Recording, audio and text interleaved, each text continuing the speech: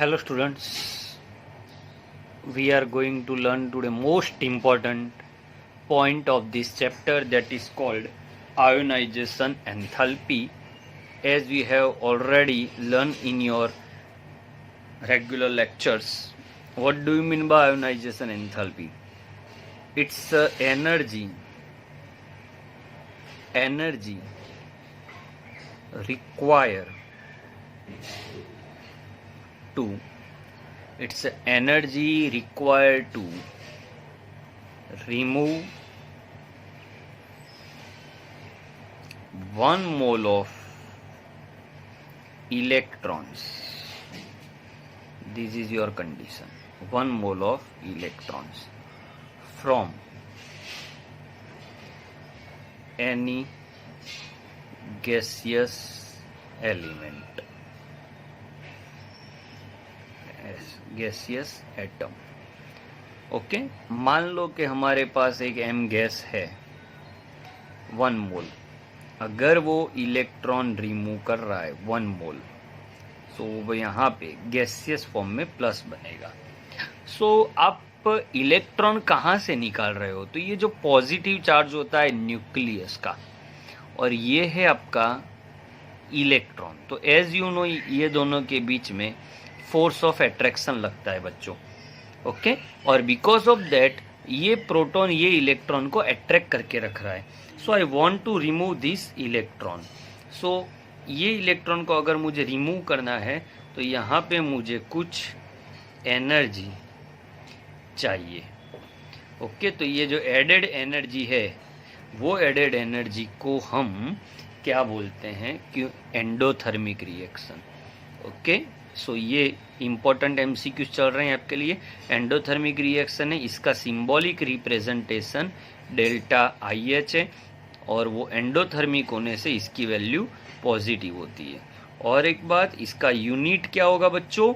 तो ये एनर्जी है, तो एनर्जी का यूनिट होता है किलो जूल, और जो भी डेफिनेशन है वो 1 मोल के लिए है, तो यहाँ पे हम लिखेंगे mole inverse. Okay, there are another units are there also, but mainly used this one. So now let us go concepts. Direct concept पे हम बात कर रहे हैं. बुक के कॉन्सेप्ट को मैं फिर से समराइज कर रहा हूँ कि फॉर अ गिवन एलिमेंट, कोई भी एलिमेंट है अगर m, तो उसके लिए फर्स्ट आयोनाइजेशन एंथैल्पी से ज़्यादा सेकंड आयोनाइजेशन एंथैल्पी होगी, और उससे ज़्यादा थर्ड आयोनाइजेशन एंथैल्पी होगी. ओके, तो फर्स्ट से ज़्यादा सेकंड आयोनाइजेशन एंथैल्पी, उससे ज़्यादा थर्ड आयोनाइजेशन एंथैल्पी ऑलवेज. क्योंकि एम जो है उसमें से इलेक्ट्रॉन रिमूव करने टाइम फर्स्ट टाइम वो इजीली रिमूव होता है, but second time number of electron कम होते हैं, तो इफेक्टिव न्यूक्लियर चार्ज बढ़ जाता है, इसीलिए इसका ज़्यादा होता है. थर्ड तो उससे भी जाता है. तो फर्स्ट एमसीक्यू आपके लिए ये है. सेकंड है लोएस्ट आयोनाइजेशन एंथैल्पी कौन से ग्रुप की होती है? तो वो होता है आपका group 1. Okay, third MCQ, highest delta I H कौन से ग्रुप की होती है? तो वो होता है बच्चों ग्रुप 18 होता है. ओके, समराइज कर रहा हूं. फोर्थ पॉइंट है बच्चों कि left to right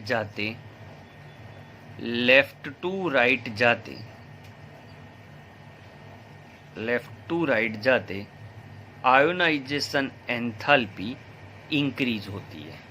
okay, and fifth up to down जाते, यानी कि ग्रुप में अप टू डाउन जाते अट्रैक्शन कम होता है बच्चों, यानी उसकी डेल्टा आई एच कम होती है. Sixth important summarised point, that is exceptional cases में बेरिलियम बोरॉन की बात है, तो बोरॉन वो पीछे आ जाता है, बेरिलियम आगे निकल जाता है, क्योंकि इसमें 2s ऑर्बिटल है, इसमें 2p ऑर्बिटल है, दोनों के बीच में एक ही इलेक्ट्रॉन का गैप है, तो s ऑर्बिट p ऑर्बिट से ज़्यादा अट्रैक्शन में होती है. अगर एक ही इलेक्ट्रॉन का गैप है तो ऐसी कोई और पेयर है सर? तो yes, we have another pair, that is magnesium and aluminium.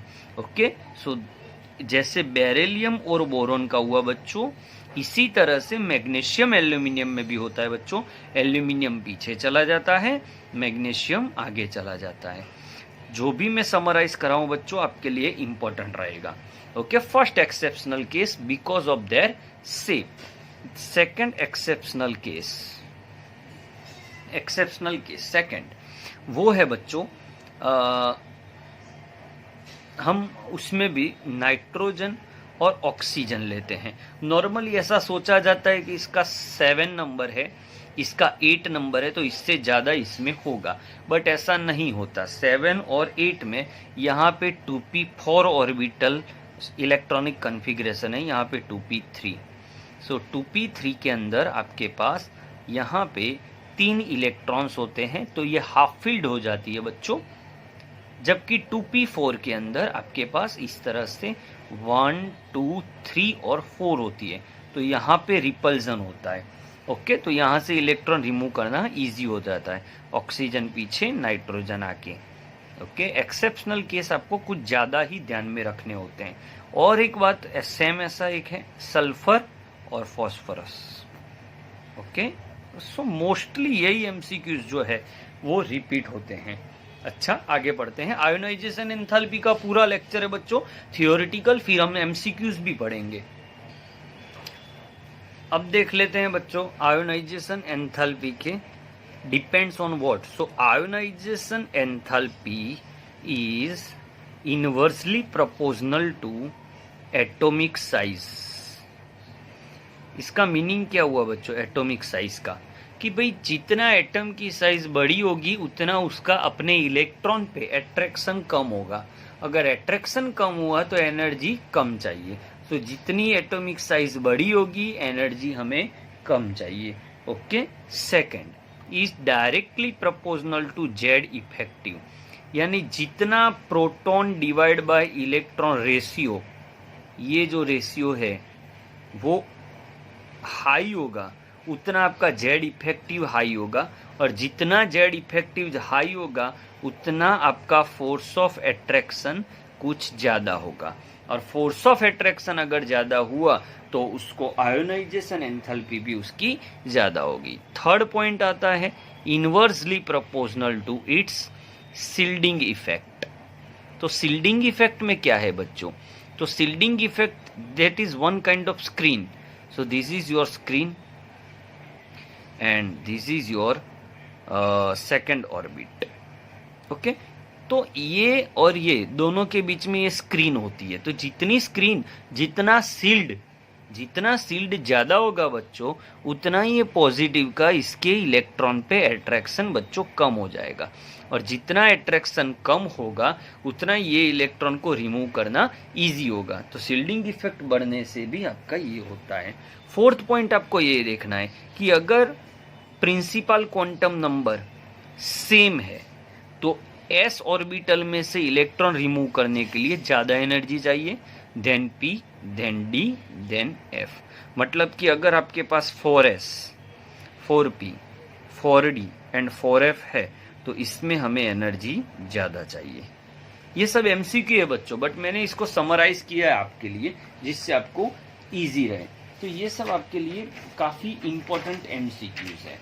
Okay, और एक आपको बात देखनी है कि जैसे जैसे ये सब पॉइंट्स है बच्चों आपके लिए, जैसे जैसे ऑक्सीडेशन स्टेट इंक्रीज होगी, जैसे कि Fe3+, Fe2+ और Fe, तो जितनी ऑक्सीडेशन स्टेट बड़ी होगी उतना उसमें से इलेक्ट्रॉन को रिमूव करना इम्पॉसिबल होता जाएगा। ओके, यानी इसमें से इलेक्ट्रॉन को रिमूव करने के लिए काफ़ी एनर्जी हमें वेस्ट करनी होती है। अब इसको अगर हम ग्राफिकल बात करें थोड़ी सी, ओके, अगर सेकंड पीरियड की बात करते हैं तो सेकंड पीरियड के एमसीक्यूज काफ़ी बार आते हैं। जैसे कि नॉर्मली हम ऐसा सोचते हैं कि lithium 3 number, beryllium 4, boron, carbon, nitrogen, oxygen and fluorine.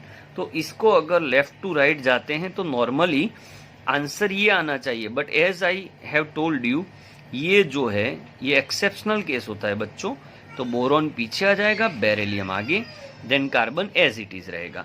Once ago no वाला आ गया, बेबी नो, क्या याद रखने का है टेक्निक, बेबी नो। तो बेबी नो में आपको एक्सेप्शनल केस लिखने हैं। ओके, तो इसको हम इस तरह से याद रखते हैं। बोलो क्लियर है बच्चों? सो this is your complete second period. Same way आप थर्ड पीरियड भी ले सकते हो। तो इस तरह से आपको आयोनाइजेशन एंथैल्पी डिसाइड करनी होती है।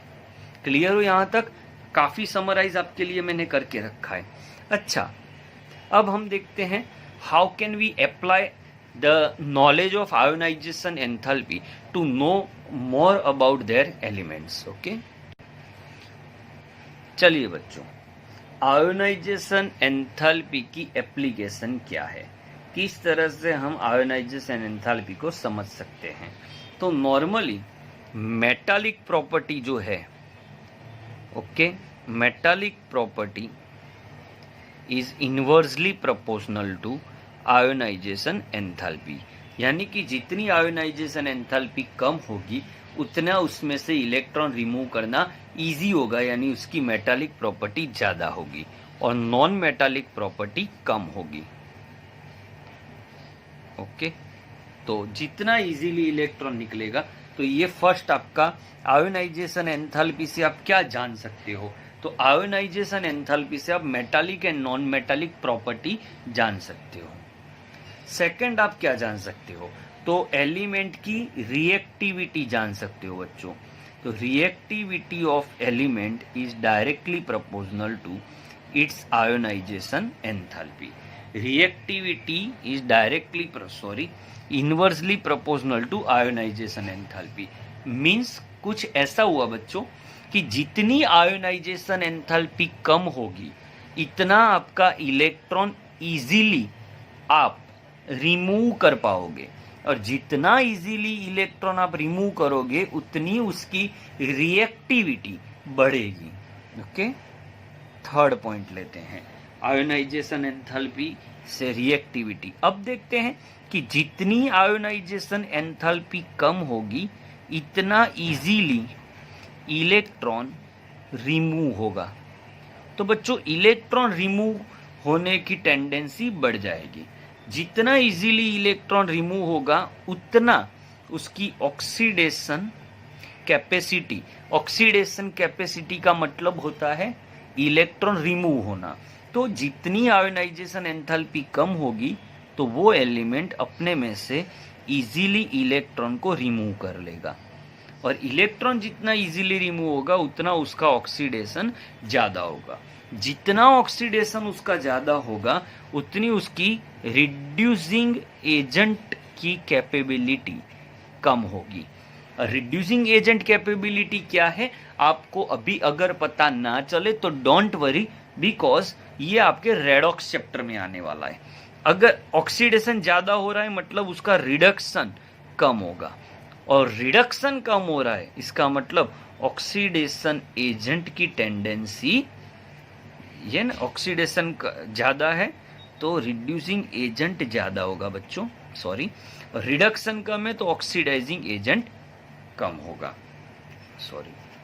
ऑक्सीडेशन अगर ज्यादा हो रहा है तो रिड्यूसिंग एजेंट की कैपेबिलिटी भी ज्यादा होगी।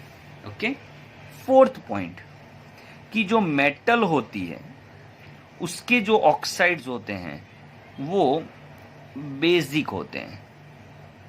ओके, और नॉन मेटल जो होती है, कार्बन, नाइट्रोजन, ऑक्सीजन, सल्फर, ये सब, और वो ऑक्साइड बनाते हैं तो वो एसिडिक होते हैं।